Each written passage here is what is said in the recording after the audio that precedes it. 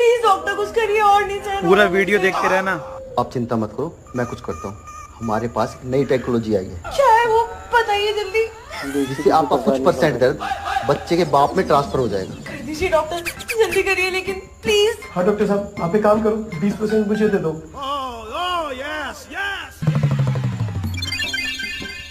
मैंने 20% दर्द आपका बच्चे के बाप में भेज दिया है। देखते अरे रहना। डॉक्टर साहब, मुझे तो कुछ भी नहीं हुआ। आप एक काम करो, 20 की जगह 40% कर दो। ठीक है ये जरूर मरेगा भाई।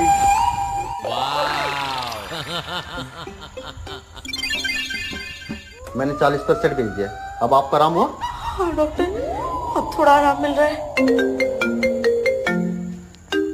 हाँ भाई। हेलो। अबे क्या हो गया तुझे? पता नहीं, पेट में बहुत तेज दर्द हो रहा है। लग रहा है लीवर किडनी सब खराब हो रहा है क्या। अरे तो भाई डॉक्टर के पास जाना। डॉक्टर साहब 60 में भी कुछ नहीं हुआ। आप एक काम करो, 60 की